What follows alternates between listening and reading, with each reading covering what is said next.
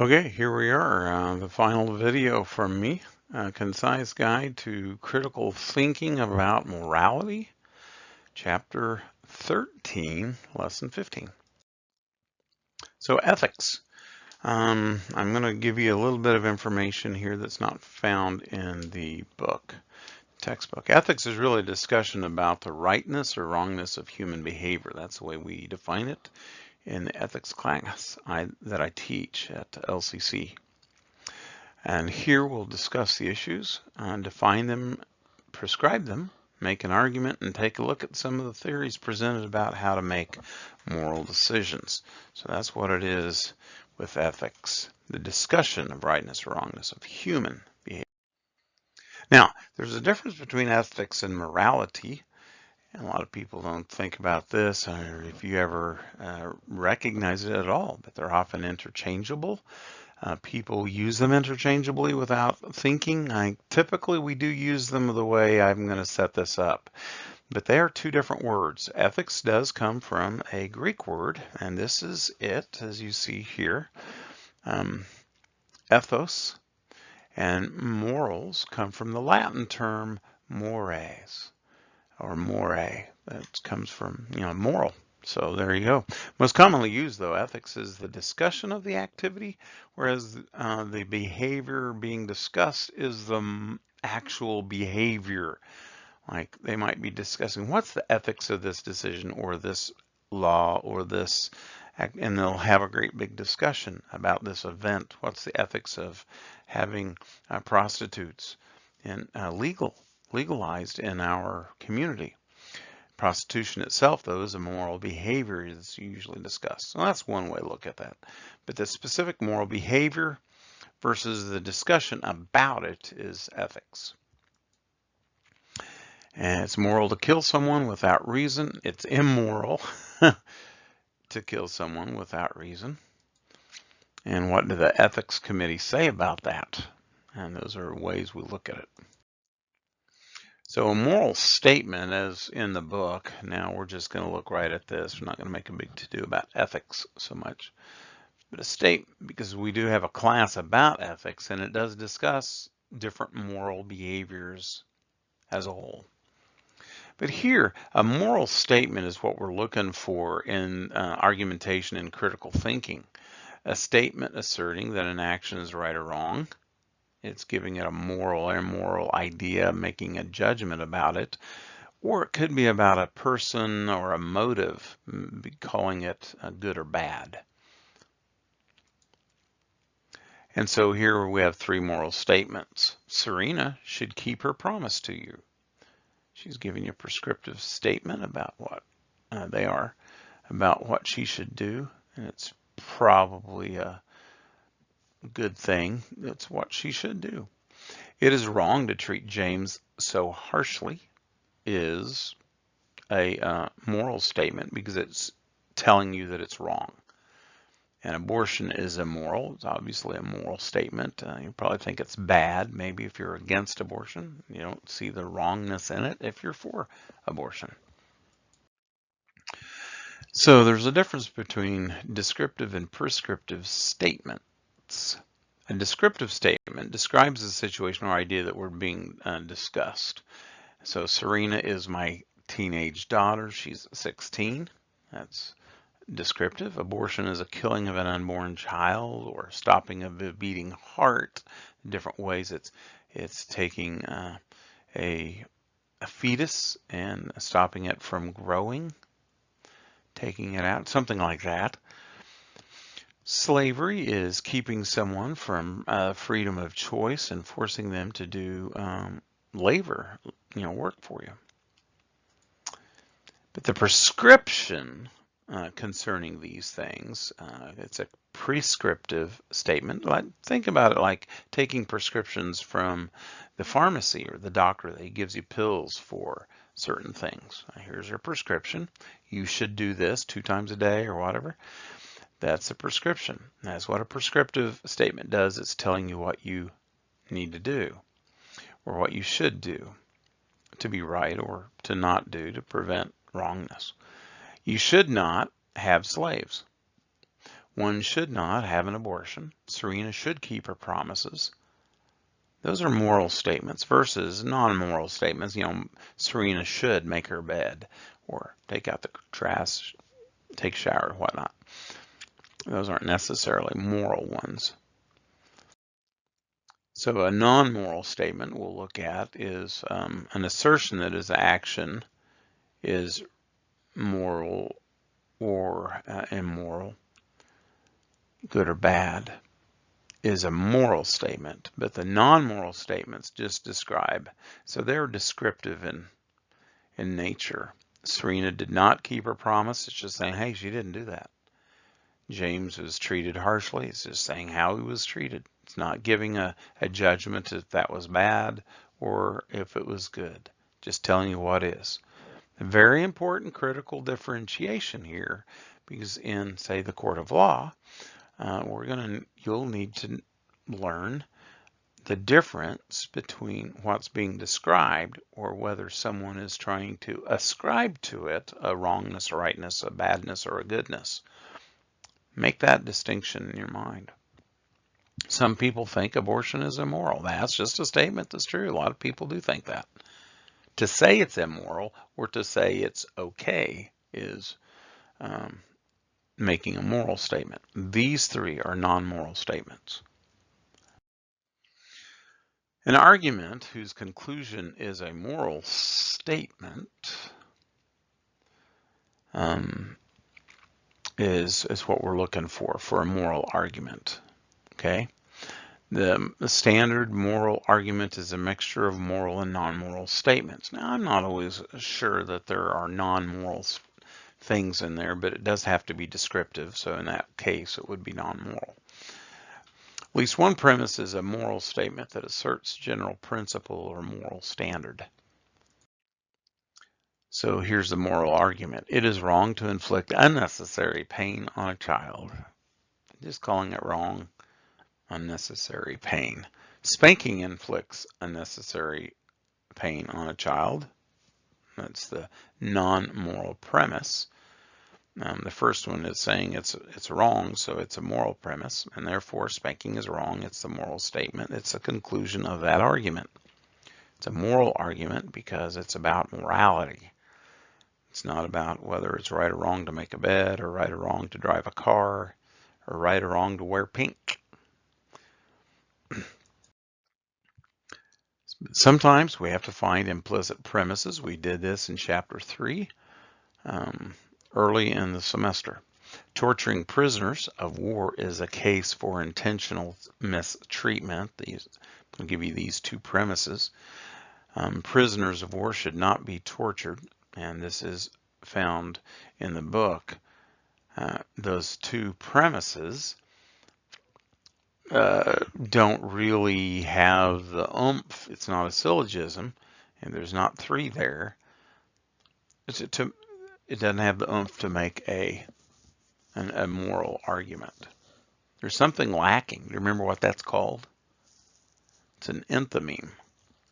So we have a premise, and in chapter 3 we talk about enthymemes. It's again a word not found in the book, but it's something that's missing that you assume is there. No prisoner of war should ever be intentionally mistreated would be the enthymeme. Torturing prisoners of war is the second premise, and then the final one, prisoners of war should not be tortured. So the moral principles that are often accepted are many. There's ones for personal benefit. We acknowledge the extent of an action, and these are all found on page 310. They produce beneficial consequences for individuals in question. It's a personal benefit principle. And then there's a principle of benevolence. You need to help those in need. Principle of harm and so on, of honesty. We're never to deceive others. Principle of lawfulness. Don't disobey the law. Principle of autonomy. We need personal rights and freedoms. And principles of justice. So the principles of autonomy is where some people would say abortion is allowable, and they would say also taking personal, illegal drugs are allowable because it's, hey, I'm just doing it to myself. It's not like I'm hurting you. That's the argument, but that's the principle that they're using.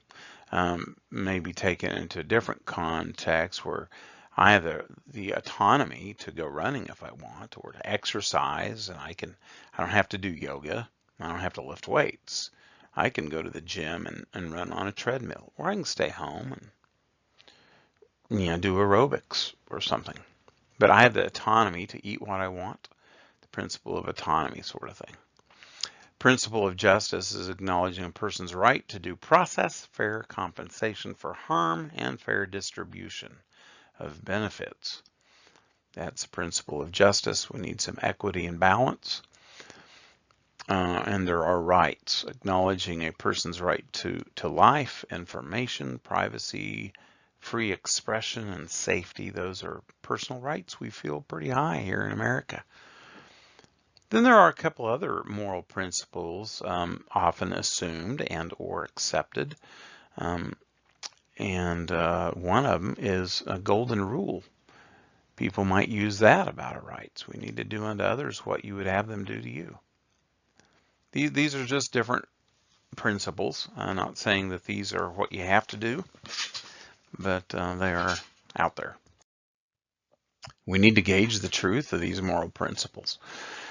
There are more, and there are a lot of moral theories out there, and we need to consider moral judgments. And some of them are considered, these principles, they're considered as judgments in of themselves.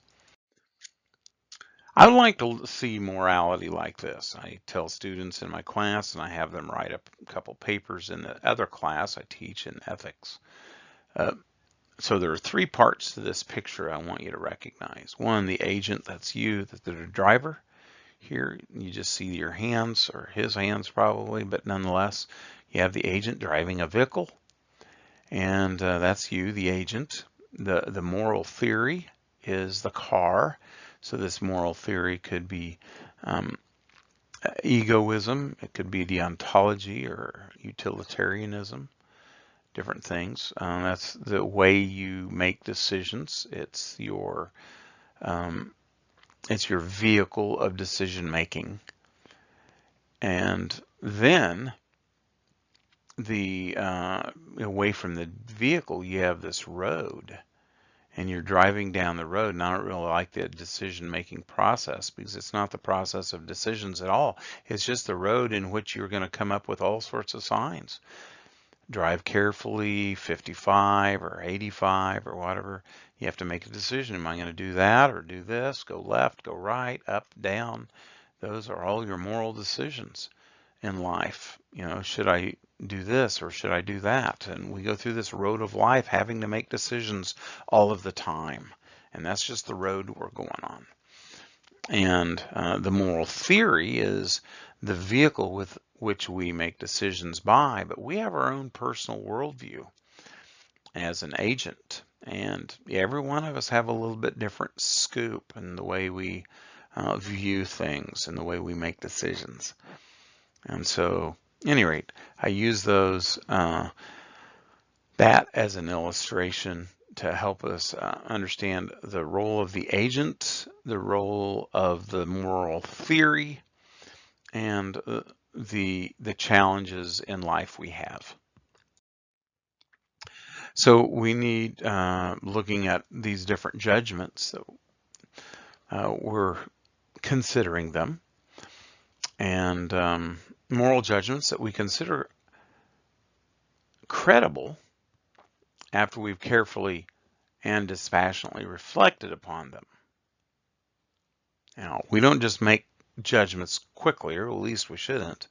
And I like the idea of dispassionately, because sometimes, as we learned early in the semester, that if you get real passionate about something, it's probably because you're prone, it's a personal thing that you're just holding on to.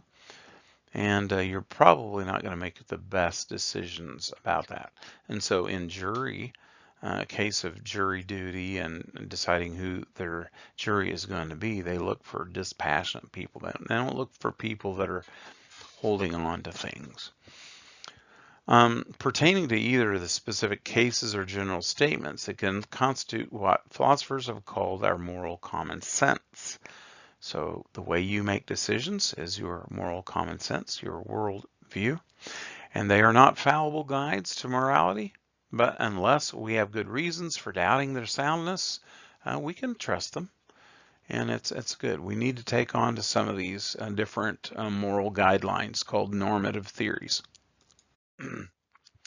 And their moral theories, they explain what is right and wrong or how to make a decision about these things. And we may not articulate our worldview or not, but we have some kind of view that helps us to make actions and decide whether they're right or wrong, and that is called our worldview. We talked about that early on as well. We all each have our own perspective. Some people think real passionately about abortion. It's wrong. Some people think real passionately about abortion. It's not wrong. And that is from their worldview. They have certain things that they're holding on to. And moral theorizing is a fact of moral life. We all wonder about morals. And then despite the importance of moral theories, they're not the ultimate authority either of sole refereeing your decision making or reasoning. They're general norms, but our morality, our making decisions on specific moral activities or behaviors are more than just generalities. So we have to make a decision, and we use usually our worldview or personal worldview to do that. But we also use these theories. And so here are several of them. We've gone over relativism. It's kind of a social or ethical relativism. It's, cultural or social are the two that often are used with it. But it's going along with whatever the culture says, following along with that. There's problems with each of these, and we'll go over a couple of them. Ethical egoism is about doing what is best for self. However you can get the best benefits all the time, you need to do that. Utilitarianism, it's about doing the greatest good for the greatest number, so you don't really focus on the activity so much as the result of what you're going to do and the benefits that come from that result. And we're looking for the greatest value for the greatest good for the greatest number of people. That's utilitarianism. Deontology is a word not used. People recognize that Immanuel Kant came up with this concept of looking at categorical imperatives and making decisions based on what he felt your duty was to do. Your duty is to come up with some sort of maxim, make it universal to everybody, and then practice it. And so you need to universalize the maxim. Your maxim might be to don't do any harm to other people. Does that seem livable? Does it seem reasonable? Yeah. Can everyone do that? Yeah, it seems like it. So that'd be a good maxim. Don't do harm to other people, and that you live by that. Deontology. Now, the divine command theory, I think he mentions it in the book, and it's about the divine. What does he tell you to do or not do? Or she in some cases. But whatever the divine is, that's what you're to do or not to do. That's, follow what the divine says. Naturalism is do what your nature requires of you. The challenge in this one is finding what does nature say we are, and what does it say we are required to do. But nonetheless, there are a lot of naturalists out there. Contractarianism is about agreeing with other people about a particular contract. It really started out in a political arena, and as you can see why, it's really made for larger governments. Thomas Hobbes came up with this concept that we need a government to give us some protection and to protect us, but also to guide us and to keep other people in line, because not everyone's just because they say they'll agree to something, they don't always follow through, right? So someone needs to step in and make them follow through. Well, we have the courts of law to do that, but in morals, if you want to say, let's all agree that killing is wrong and that lying is wrong, then we will agree to do that and go forward. But we realize that doesn't always happen. But these are different ideas of moral theories. Are called normative theories, and a couple others here, virtue ethics. When I'm not looking at the activity, again, similar in the idea of utilitarianism, it's not looking at the activity, looking at the result for utilitarianism, not looking at the activity, it's looking at the character of a virtuous person in virtue ethics. And so the procedure in virtue ethics is to ask, what would a virtuous person do in this situation, and then do that.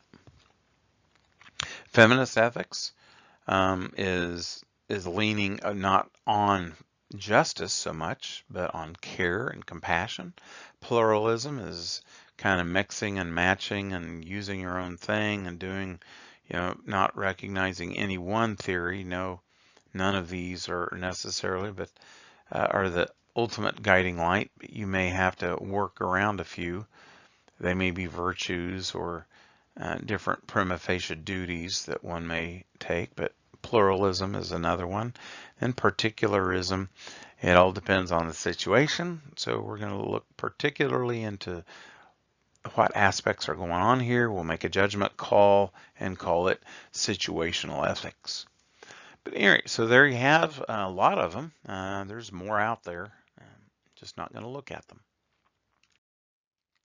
Criteria of judging of these things. Now we want to look at 3 different ways in our moral decision making on these normative theories. Are they good or not? Criteria of adequacy. We've heard of this. We've used it before, and this now we're going to apply it to moral theories. Are they consistent? Consistent with the moral judgments? Are they consistent with our experience in moral life and in our behaviors of good and doing right and doing wrong? So consistency is important, and then are they workable? Can this happen? Will this work in real life situation? So we need to look at and judge whether or not whether the normative theory is workable or not. Through these 3 criteria, if they're adequate or not, through these 3 criteria of consistency and workability. Now, I mentioned, we'll go back over a couple of them. We mentioned subjective relativism earlier. Really, it's a subjectivist is an individual who's relative in their own little world. They do their own thing. They come from the perspective of you do what you believe what you believe, and I'll believe in what I believe. I mean, let your truth be your truth. This is a subjectivist. Your truth is your truth. My truth is mine. That's a subjectivist.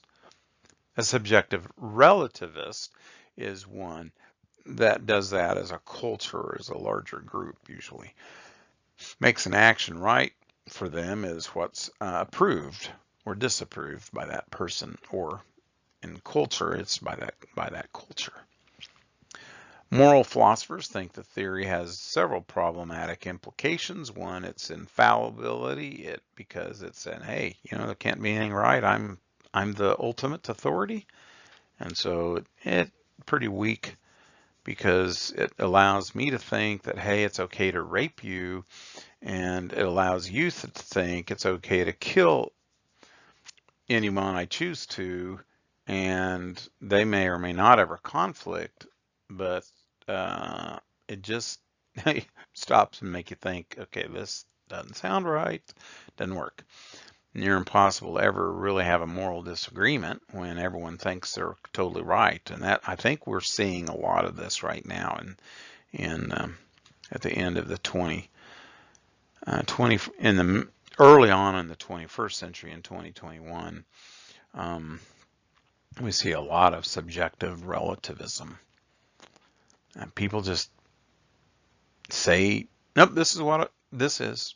And then you can't argue with them because they're the ultimate authority over it. And you could probably see that, can't you? Subjective relativism. It doesn't work very well. And it's pretty shaky. In fact, I think it's very flawed and unreasonable because it just doesn't necessarily have to base anything on truth.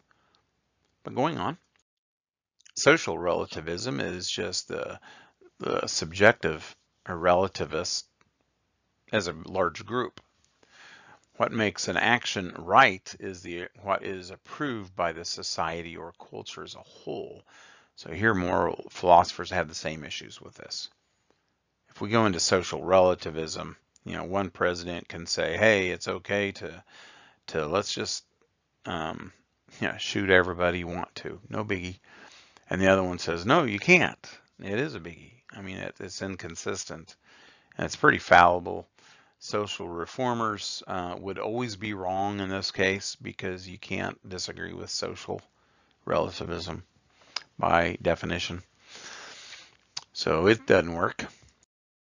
Ethical egoism is pretty shaky as well because there you're making your actions, rightness and wrongness of them based on your own interests and your own benefits, not considering anyone else's.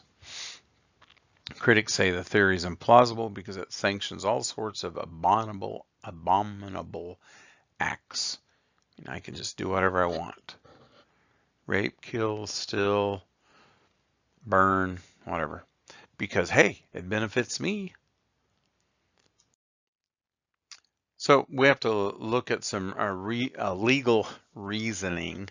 The book, disappointed, it left this part out from the first edition to the second edition.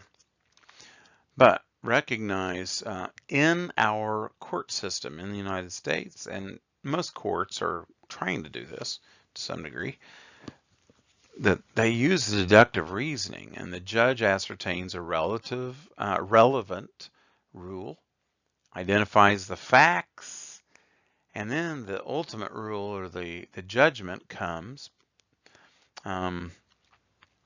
He applies these facts and the rule to facts, and then out comes the judgment. Well, hopefully they're not being pressured by the culture to do something different. To be honest, I think the O.J. Simpson case, I loved O.J. as a kid, disappointed, but I think that ultimately was a pressing of the culture around L.A. during that time in the Watts neighborhood. But at any rate, using inductive reasoning, judges also use this. Courts must determine what the facts are in the case. Their task is to involve all kinds of reasoning, and inductive being one of it. Let's, get all the information in. We need inductive inferences in the form of arguments from analogy, both common and essential. And they are essential in judicial reasoning. Cases may need to be judged in light of precedent, which calls for arguments by analogy. And really, all cases are circumstantial. You have a lot of videos to show things. There's one going on right now. I think it's pretty much done, but that were a lot of videos. A lot of people are coming out saying this guy was guilty. Till now, evidence has been shown, witnesses have given testimony, and everything's consistent with what he said, even on video. And it's going to prove that their predetermined guilt was wrong. Now, even eyewitnesses can fail in giving true testimony. So even eyewitnesses' accounts aren't judged any stronger by a judge, or shouldn't be by the jury, any more so than other circumstantial evidences. because a person may get on a stand and just make up stuff because they like the person or dislike the person. So be careful about thinking eyewitness testimony is a nail in. If that's the case, the whole New Testament would be believed by everybody because it was written by so-called eyewitness testimony. People don't believe that for all sorts of reasons. We don't always believe eyewitness testimonies. And they are circumstantial. I believe the last slide here is analogical legal reasoning. We do have an example here of an argument by analogy, and the case is relevant to the present case. Persons with lung cancer sue cigarette manufacturers for causing their cancer, and the courts rule that persons must be compensated for their illness. In the present case, a person with lung cancer sues a cigarette manufacturer for causing her cancer. Therefore, in the present case, the person with lung cancer should be compensated. To take out probably would make it stronger. But you can see all these things that we've been studying this semester in logic. Logic has a really strong bearing in how we make decisions. And the more you're able to be concise and precise and critical, be able to evaluate things well, the better decisions you will make. And maybe the normative theories will help, maybe not, but they do. All this stuff helps create your worldview. And I believe all of these things will make your worldview a more concise one and pleasant one when your critical thinking skills are well thought out and are precise, because there are some things that are just absolute. Thank you very much, and be sure to summarize this video and submit it into RedZone. And I probably actually will give you one more short video. Have a good week.